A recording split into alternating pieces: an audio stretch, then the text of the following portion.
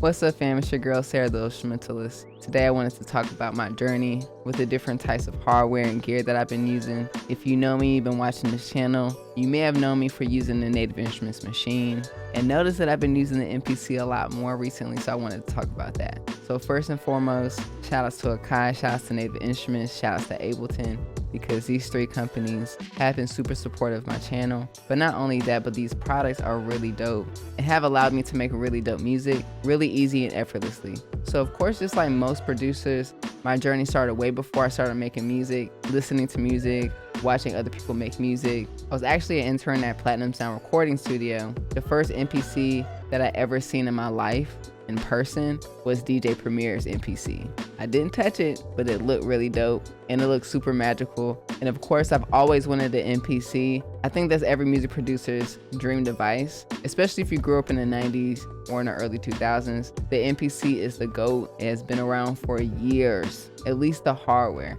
compared it to the Native Instruments Maschine. So when I was in college, I've seen the MPC, but I couldn't afford it. I didn't have MPC money. You know what I'm saying? So the first device I actually purchased at Guitar Center was called an MPK25 by Akai. It was like a 25 key keyboard similar to this with some pads similar to this. There's no touchscreen or anything like that. It's like a MIDI controller. And for some reason, I thought I was gonna get the Renaissance pads on this device. So I was a little bit disappointed, but I went back to Guitar Center. They had the Native Instruments Maschine on display where everything was set up. You can go and start making music, and the price point was pretty good. It was like $6.99 at the time, and I had that money. So versus like a $3,000 Renaissance, $6.99 is a huge difference, right? So at the time, the Maschine was my entryway into music production, because not only was it a hardware device, it came with the software, it came with sounds. The sounds are amazing. But when I purchased the Maschine, it actually sat there and collected dust, just like a lot of instruments that I purchased growing up. So there was a point when I actually decided to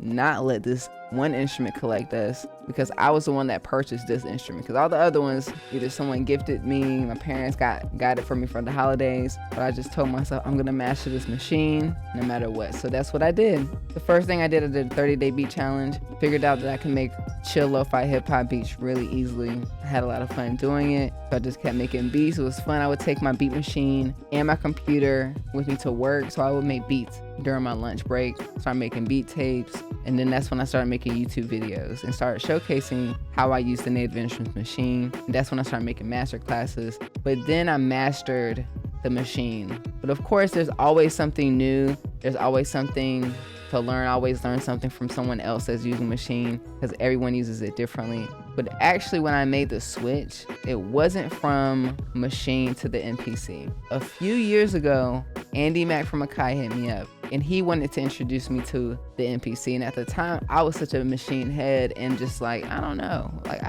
you know what I'm saying? But I got my hands on an MPC Studio, which is basically Akai's version, at least in my mind, of the MK3 by Native Instruments, right?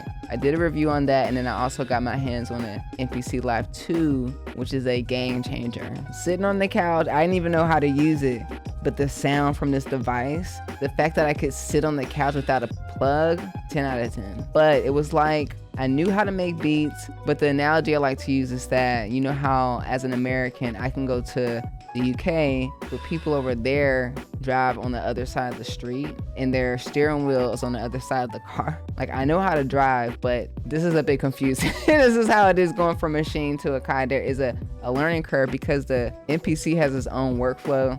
There was a few years of me having an MPC here at the crib, not knowing how to use it, until one day I decided to start making beats on my live stream with the MPC. I made Microwave Beats Volume 1 just so I can understand how to use the MPC. I did another 30-day beat challenge on the MPC, and then MPC 3 comes out to make it even easier for me to use the MPC. And then the MPC and Native Instrument sounds are together, making it easier for me to use the MPC. So the timing is just perfect. But I will say that Native Instruments haven't really come out with any major big updates on the Maschine in a long time. There has been some updates, don't get me wrong, they're really cool, But the real reason why I switched from Maschine is actually to go to Ableton, because Ableton has like everything.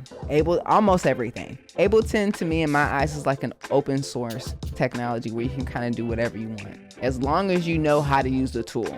I remember at first when I opened up Ableton, I was like, what is this? How do I use it? But I actually went to 1500 Sound Academy, and the first month was music production, and I was taught how to use Ableton by Jamie, who's a certified Ableton instructor. And basically everything that I knew about the Maschine, I was able to translate it into Ableton. And that's really why I switched, is because there's certain things in Ableton that Maschine software doesn't do yet. One being that it captures the MIDI without you needing to record.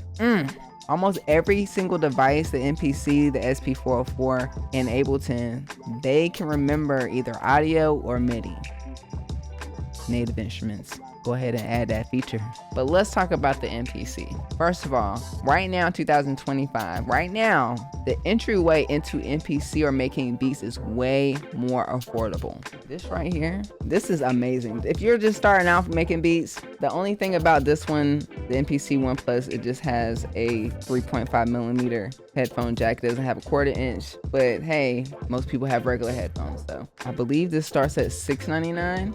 So they now have, and this is hardware, it's a standalone. This is great. This MPC Key 37 is crazy. You got 37 keys. You got the pads that I was able to replace by going to mpcstuff.com. That's like the one thing. You can take out the knob. You can take the knobs off the Maschine and replace them, but the pads, I was able to update these pads. It's got a touch screen. And how could you not want to make beats on this? This right here, spaceship vibes here. But this one right here, my favorite. Look at the speakers, it's loud. Neighbors be like, hey. You got the fat pads. You got the touch screen. Look, no cable. You can sit on the couch, go to the park. I will have to say I was a bit disappointed when the Maschine Plus came out, because you need to plug it up in order to use it. But I have found a function for it, even though it took me a few years to figure it out. Right here, Maschine Plus is still being used.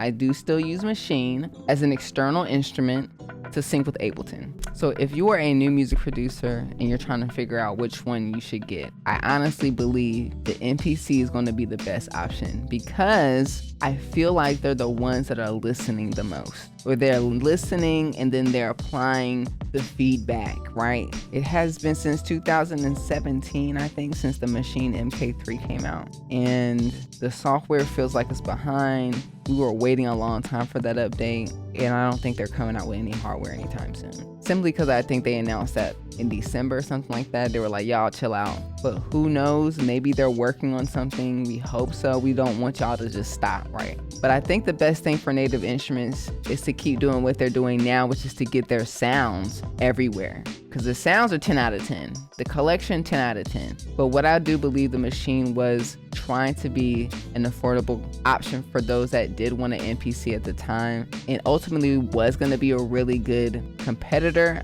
Now I don't think they're competitors. MPC and Maschine, I don't know, or MPC and Native Instruments, they're working together now.